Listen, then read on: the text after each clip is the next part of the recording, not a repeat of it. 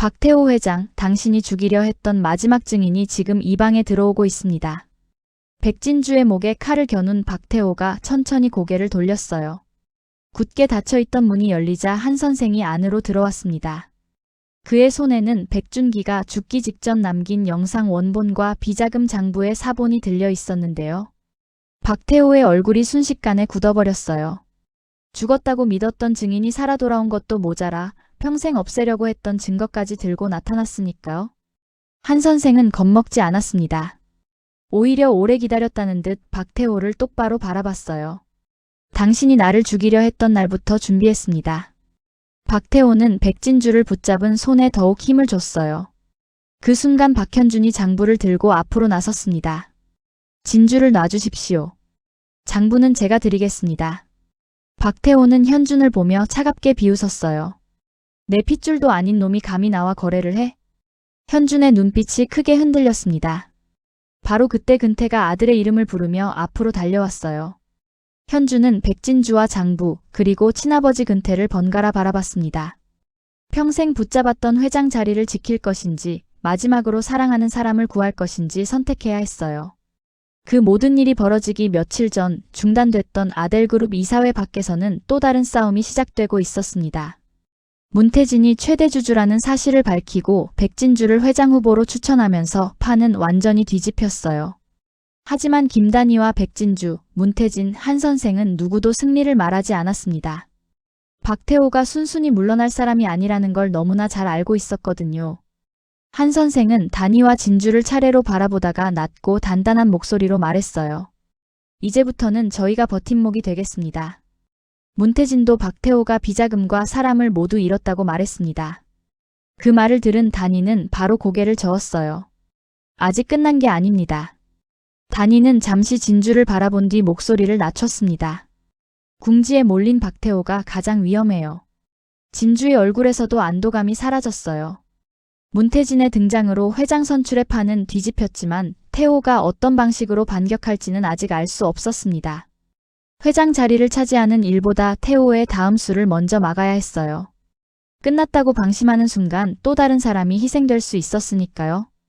그 시각 박태호는 홀로 술잔을 기울이고 있었습니다. 손안에 있던 비자금은 사라졌고 오랫동안 명령을 따르던 강 실장도 떠났어요.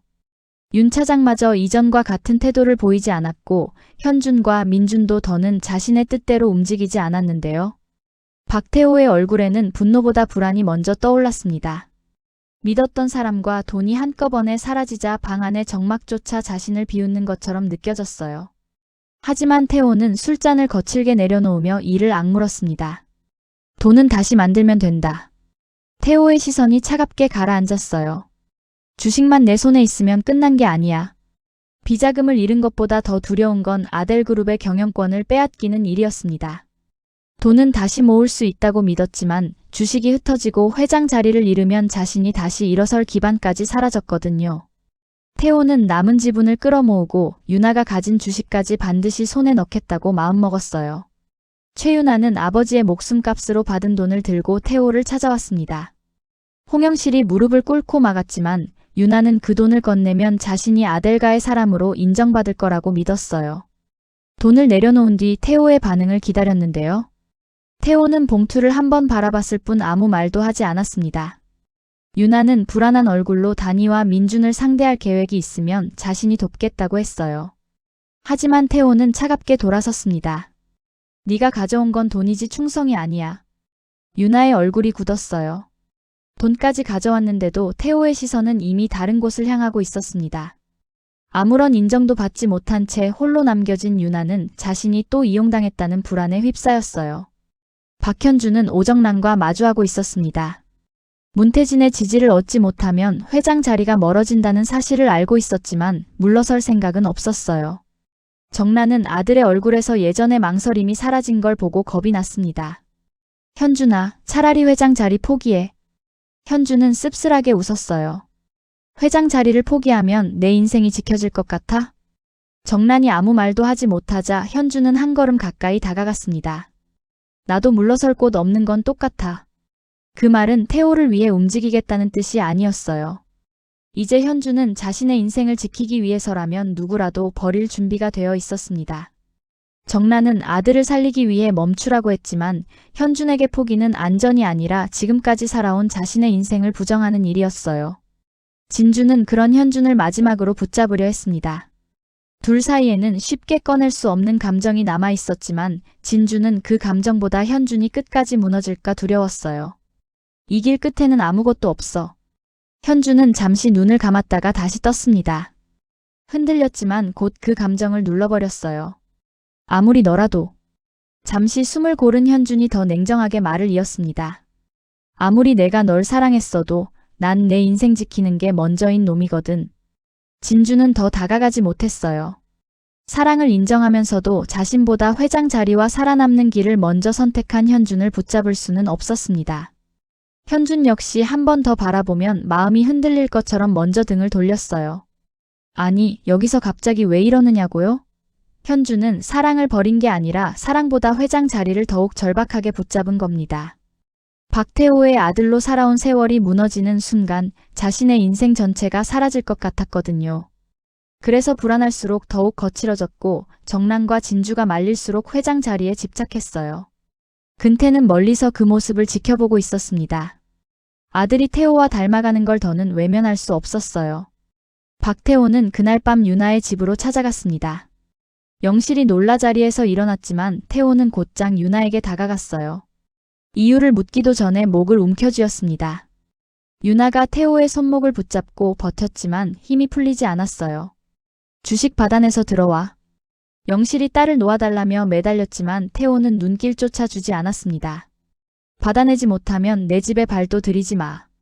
손이 풀리자 유나는 그대로 바닥에 주저앉았어요. 영실은 울면서 딸을 끌어안았고 유나는 목을 감싼 채 숨만 몰아쉬었습니다. 아버지의 목숨값까지 가져다 줬는데도 자신은 여전히 명령을 수행해야만 받아들여지는 사람이었어요. 유나는 태호가 나간 문을 오랫동안 바라봤습니다. 두려움이 가시기도 전에 분노가 올라왔어요. 자신이 모든 것을 버리고 아델가를 선택했지만 돌아온 건 목을 조르는 손뿐이었습니다. 그 순간 유나의 눈빛에서 이전과 다른 감정이 번졌어요. 태호에게 충성해서 살아남는 게 아니라 태호가 가진 약점을 쥐어야 살아남을 수 있다고 생각하기 시작했습니다. 근태는 현준을 찾아갔어요. 아버지라고 밝힐 수는 없었지만 이번만큼은 멈춰 세워야 한다고 판단했습니다. 그만해라. 여기서 멈추면 아직 늦지 않았다. 현준은 차갑게 바라봤어요. 난 절대 이대로 주저앉을 수 없어. 현준은 근태의 걱정을 받아들이지 않았습니다. 회장 자리는 반드시 내 것이 될 거야. 그 말을 남기고 차에 올라탔어요. 근태는 멀어지는 차를 바라보며 고개를 숙였습니다. 아들이 잘못된 길로 가고 있다는 걸 알면서도 지금까지 아무것도 하지 못했다는 죄책감이 밀려왔어요. 늦은 밤 근태는 차 안에 홀로 앉아 지갑을 꺼냈습니다. 그 안에는 어린 현준을 품에 안고 있는 낡은 사진이 들어있었어요. 사진 속 아이는 아무것도 모른 채 근태의 품에 기대 있었습니다. 미안하다, 현준아. 근태는 손끝으로 사진을 쓸어내리며 힘겹게 말을 이었어요. 이젠 아버지가 널 막아야 한다. 휴대전화를 꺼낸 손이 떨렸습니다. 번호를 눌렀다가 지우기를 여러 번 반복했어요. 이 전화를 거는 순간 자신이 지켜온 비밀도 현준의 자리도 더는 이전과 같을 수 없다는 걸 알고 있었거든요. 하지만 멈추지 않으면 아들은 욕망만 줬다가 끝내 파멸할 것 같았습니다. 근태는 마침내 문태진에게 전화를 걸었어요. 더는 숨길 수 없습니다. 문태진이 무슨 일이냐고 묻자 근태는 한참 숨을 골랐습니다. 박현준, 제가 그 아이의 친아버지입니다. 수화기 너머로 긴 침묵이 흘렀어요. 문태진은 쉽게 대답하지 못했습니다. 근태의 고백은 현준의 출생만 흔드는 게 아니라 회장 선출의 판 전체를 뒤엎을 수 있었거든요. 잠시 뒤 문태진이 물었어요. 이 사실을 증명할 사람이 또 있습니까? 근태는 눈을 감았습니다. 한 선생이 알고 있습니다. 그 이름이 나오자 문태진의 표정이 더욱 굳었어요. 다음 날 문태진은 한 선생을 찾아갔습니다. 오래된 사진 한 장을 내려놓으며 물었어요. 박현준이 태어나던 날 선생님도 그 병원에 계셨습니까? 한 선생은 사진을 보는 순간 손끝이 굳었습니다. 바로 대답하지 않았어요. 단이가 현준의 출생 비밀 때문에 또 다른 사람이 희생될 수 있다고 말하자 그제야 입을 열었습니다. 정란이 태호 몰래 병원을 옮겼고 마지막까지 곁을 지킨 사람은 근태였다고 했어요. 하지만 친부 문제보다 더 위험한 사실이 있다고 경고했습니다. 박태호가 이 사실을 알면 현준을 아들로 두지 않을 겁니다. 한 선생의 목소리가 더욱 낮아졌어요. 제거하려 들 거예요. 진주는 숨을 삼켰고 단이는 공개 시점을 더 신중하게 정해야 한다고 판단했습니다. 현준을 무너뜨리기 위해 출생 비밀을 이용했다가 오히려 태호가 더 큰 악행을 저지를 수 있었으니까요. 한 선생은 서랍 깊숙한 곳에서 오래된 병원 기록을 꺼냈어요. 기록지에는 현준의 출생 당시 보호자 이름이 찍힌 채 남아 있었고 겨우 알아볼 수 있는 글자는 근 한 글자뿐이었습니다. 문태진은 그 기록을 보며 근태의 말이 거짓이 아니라는 걸 확신했어요. 하지만 한 선생은 서류를 바로 넘기지 않았습니다. 이건 현준을 무너뜨리려고 남겨둔 게 아니에요. 단이가 왜 가지고 있었느냐고 묻자 한 선생은 더 대답하지 않았어요. 아직 드러나지 않은 다른 이유가 있는 듯 했습니다. 유나는 태호의 감시를 피하면서 주식을 손에 넣을 방법을 찾기 시작했어요. 단이에게 접근해 자신이 죽을 수 있다며 도움을 요청했지만 단이는 쉽게 믿지 않았습니다. 당신은 살기 위해 누구든 팔 수 있어요. 유나는 부정하지 않았어요. 대신 태호가 주식을 요구했다는 사실만 털어놨습니다. 진주는 유나를 이용해 태호의 움직임을 역으로 확인하자고 했지만 단이는 한 번 더 지켜보기로 했어요. 유나가 건물을 나서자 검은 차 한 대가 뒤를 따라붙었습니다. 태호가 이미 유나를 감시하고 있었어요. 하지만 유나는 뒤따르는 차량을 발견하고도 모른 척했습니다.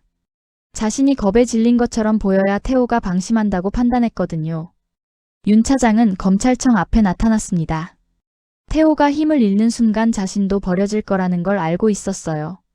조사실에 들어선 윤 차장은 최삼식의 죽음이 태호의 지시였다고 말했습니다. 수사관들이 술렁였지만 단이는 표정을 바꾸지 않았어요. 윤 차장이 최삼식 사건만 넘기고 백준기 사건은 숨기려 한다는 걸 알아챘거든요. 아직도 가장 큰 죄는 말하지 않네요. 윤 차장은 시선을 피했습니다.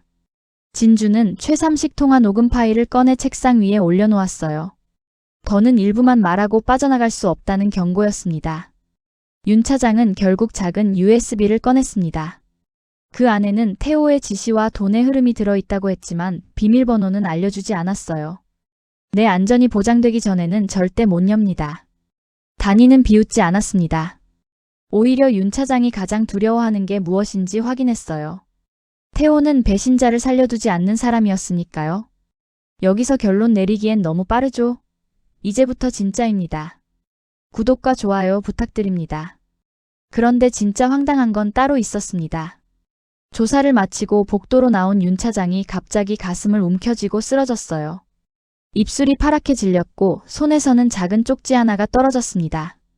쪽지에는 백준기 사건의 진짜 증인은 한 선생이라고 적혀 있었어요. 단이는 그 문장을 보는 순간 한 선생을 바라봤습니다. 한 선생은 더 이상 피하지 않았어요. 병원으로 옮겨진 윤 차장의 상태는 위중했고 USB 비밀번호는 여전히 풀리지 않았습니다. 태호는 윤 차장이 검찰에 들어갔다는 소식을 듣고 처음에는 분노했지만 곧 웃었어요. 윤 차장이 입을 열면 가장 먼저 죽는 건 본인이야. 그 말은 우연히 나온 게 아니었습니다. 누군가 윤 차장에게 접근해 입을 막으려 했다는 의심이 커졌어요. 윤정은 윤 차장이 쓰러지기 전 마셨던 물병에서 정체불명의 약물 성분이 검출됐다는 연락을 받았습니다. 윤 차장을 제거하려 한 사람은 조사실 안팎의 움직임까지 알고 있었어요. 단이는 박태호가 아직 수사기관 내부에 또 다른 사람을 숨겨두고 있다고 판단했습니다. 윤 차장을 무너뜨리는 것만으로 끝날 문제가 아니었어요. 배후에서 태호의 명령을 전달하는 마지막 연결고리를 찾아야 했습니다. 박태호는 한 선생을 직접 찾아갔어요. 문이 열리고 얼굴을 확인한 순간 걸음을 멈췄습니다. 당신이 어떻게 살아있어? 한 선생은 놀라지 않았어요. 두 사람은 처음 만난 사이가 아니었습니다. 오래전 백준기의 곁에서 비밀장부를 관리하던 사람이 바로 한 선생이었어요. 백준기가 태호의 비자금과 살인 지시를 알아챈 뒤 모든 자료를 맡겼고 태호는 백준기를 제거한 뒤 한 선생까지 없애려 했었거든요. 하지만 한 선생은 죽지 않았습니다. 이름과 흔적을 감춘 채 살아남았고 단이와 진주가 복수를 시작할 때까지 기다려왔어요. 태호는 한 선생에게 다가가 장부가 어디 있느냐고 물었습니다. 한 선생은 미소조차 짓지 않았어요. 당신이 평생 찾던 건 이미 당신 손에서 벗어났습니다. 태호가 목을 조르려는 순간 문태진이 들어왔습니다. 태호는 손을 멈췄고 문태진은 한 선생을 자신의 사람이라고 선언했어요. 태호는 분노했지만 물러날 수밖에 없었습니다. 방을 나서는 태호의 눈에는 두려움이 번졌어요. 자신이 죽였다고 믿었던 과거가 살아 돌아왔고 그 과거가 이제 진주와 단이의 곁에 서 있었으니까요. 한 선생은 모두가 모인 자리에서 백준기의 마지막 장부를 자신이 가지고 있지 않다고 밝혔습니다. 죽을 위기에서 다른 사람에게 넘겼다고 했어요. 문태진이 그 사람이 누구냐고 묻자 한 선생은 잠시 망설였습니다. 그 사람은 박현준의 아버지입니다. 모두의 시선이 한 선생에게 향했어요. 화면은 오래된 창고로 향하는 근태에게 넘어갔습니다. 아무도 찾지 않는 창고 문을 연 근태는 먼지가 쌓인 상자를 하나씩 밀어냈어요. 가장 안쪽 벽에는 작은 금고가 숨겨져 있었습니다. 근태는 떨리는 손으로 비밀번호를 눌렀어요. 금고 안에는 백준기의 비자금 장부 원본뿐 아니라 박태호가 백준기 제거를 지시한 날짜와 윤 차장에게 돈이 넘어간 기록까지 함께 들어있었습니다. 근태는 장부를 꺼내 품에 안았어요. 이제 문태진에게 넘기기만 하면 태호를 끝낼 수 있었습니다. 그런데 뒤에서 현준의 목소리가 들렸어요. 그걸 왜 당신이 가지고 있습니까? 근태가 돌아보자 현준이 서 있었습니다. 자신을 감시하는 사람이 있다고 느낀 현준이 근태를 따라온 것이었어요. 현준은 장부를 넘기라고 했습니다. 태호를 무너뜨리고 회장 자리를 차지하려면 그 증거가 필요하다고 믿었어요. 하지만 근태는 고개를 저었습니다. 이 장부는 내가 회장이 되라고 남긴 게 아니다. 현준의 눈빛이 날카로워졌어요. 당신이 뭔데 내 인생을 막습니까? 근태는 입술을 떨었지만 친부 사실을 말하지 못했습니다. 현준이 장부를 빼앗으려 하면서 몸싸움이 벌어졌고 근태가 선반에 부딪혀 쓰러졌어요. 현준은 당황해 손을 놓았습니다. 바닥에 떨어진 지갑에서 낡은 사진 한 장이 미끄러져 나왔어요. 어린 현준을 품에 안고 있는 근태의 모습이었습니다. 현준은 사진을 집어들었어요. 사진 뒤에는 짧은 글이 적혀 있었습니다. 내 아들 현준에게. 현준의 얼굴이 굳었어요. 이게 무슨 뜻입니까? 근태는 눈을 감았습니다. 더는 피할 수 없다는 걸 알고 있었어요. 그래. 잠시 숨을 고른 근태가 현준을 바라봤습니다. 내 아버지는 박태호가 아니라 나다. 현준은 한동안 숨조차 쉬지 못했어요. 장부보다 더 큰 폭탄이 자신의 손안에서 터졌습니다. 박태호의 아들이라는 이유로 참고 견딘 세월도 회사를 물려받아야 한다고 믿었던 명분도 한순간에 흔들렸어요. 현준은 곧장 정란을 찾아갔습니다. 사진과 병원 기록을 던지며 사실이냐고 물었어요. 정란은 처음에는 부정했지만 현준이 근태의 말을 꺼내자 무너졌습니다. 오래전 태호의 폭력과 집착에서 벗어나려던 시절 근태와 가까워졌고 그 사이에서 현준을 가졌다는 사실을 털어놓았어요. 하지만 태호가 진실을 알면 아이를 살려두지 않을 것 같아 끝까지 숨겼다고 했습니다. 현준은 아무 말도 하지 않았어요. 자신이 평생 박태호의 아들이라는 이유로 버텨온 모든 시간이 거짓이었다는 사실을 받아들일 수 없었거든요. 자, 그런데 여기서 판이 완전히 뒤집힙니다. 문 밖에서 그 말을 듣고 있던 사람이 박태호였어요. 태호는 천천히 방 안으로 들어왔습니다. 정란의 얼굴이 새하얗게 질렸고 현준도 고개를 돌렸어요. 태호는 현준을 위아래로 훑으며 차갑게 웃었습니다. 내 핏줄도 아닌 놈이 내 회사를 노려. 현준의 눈빛이 무너지는 듯 했지만 곧 다시 굳어졌어요. 좋습니다. 현준은 태호를 똑바로 바라봤습니다. 이제 저도 회장님 아들인 척할 이유가 없겠네요. 두 사람 사이에 남아있던 마지막 가족의 끈이 그 자리에서 끊어졌어요. 태호는 정란에게 모든 책임을 돌렸습니다. 현준을 당장 회장 후보에서 끌어내리고 근태까지 없애겠다고 했어요. 현준은 오히려 장부를 꺼내 들었습니다. 근태를 건드리면 이 장부부터 세상에 공개하겠습니다. 태호는 잠시 움직임을 멈췄어요. 장부가 진짜라는 걸 알아봤거든요. 회장 자리를 넘겨줄 테니 장부를 내놓으라고 회유했지만 현준은 믿지 않았습니다. 당신이 약속을 지키는 사람이었다면 여기까지 오지도 않았습니다. 태호는 처음으로 현준을 아들이 아니라 자신을 무너뜨릴 적으로 바라봤어요. 유나는 정란의 방 앞에서 현준의 출생 비밀을 엿들었습니다. 이 사실이면 자신도 다시 협상할 수 있다고 생각했어요. 태호에게 전화해 현준의 출생 비밀을 세상에 공개할 수 있다고 했는데요. 태호는 한마디만 남겼습니다. 네가 오늘 밤을 넘길 수 있다면 해봐. 통화가 끊기자 유나의 집 전기가 꺼졌어요. 영실은 겁에 질려 딸을 찾았고 유나는 어둠 속에서 숨을 죽였습니다. 잠시 뒤 집안에서 비명이 들렸어요. 불이 다시 켜졌을 때 유나는 사라지고 영실만 쓰러져 있었습니다. 모두 태호가 유나를 납치했다고 생각했지만 사실은 달랐어요. 유나는 자신이 끌려간 것처럼 집안을 꾸민 뒤 최삼식의 휴대전화와 태호의 협박 녹음을 챙겨 몰래 빠져나갔습니다. 유나는 태호를 완전히 믿지 않았던 최삼식이 생전에 통화를 자동으로 저장해둔 사실을 뒤늦게 알았어요. 그 안에는 태호가 최삼식에게 백준기 사건의 책임을 뒤집어쓰라고 협박하는 목소리도 남아 있었습니다. 하지만 유나는 녹음 파일 전체를 공개할 생각이 없었어요. 자신에게 불리한 부분은 지우고 태호의 협박만 남겨 피해자로 살아남으려 했습니다. 영실은 딸의 계획을 알고도 막지 못했어요. 유나가 이번에도 진실보다 자기 살 길을 먼저 택했다는 걸 알고 있었습니다. 다음 날 기자회견장에 나타난 유나는 태호가 주식을 빼앗기 위해 자신을 협박했고 최삼식에게 누명을 씌웠으며 자신까지 이용했다고 폭로했어요. 기자들의 질문이 쏟아졌고 태호의 이름은 빠르게 퍼졌습니다. 하지만 유나는 자신이 아버지에게 거짓 자백을 요구한 일은 숨겼어요. 피해자처럼 눈물을 흘리며 모든 책임을 태호에게 돌렸습니다. 그때 진주가 회견장으로 들어왔어요. 당신이 말하지 않은 부분이 있잖아요. 최삼식과 유나의 통화 녹음이 재생됐습니다. 유나가 자신의 미래를 지키기 위해 아버지에게 모든 책임을 뒤집어쓰라고 요구했던 사실까지 드러났어요. 유나는 그대로 굳어버렸습니다.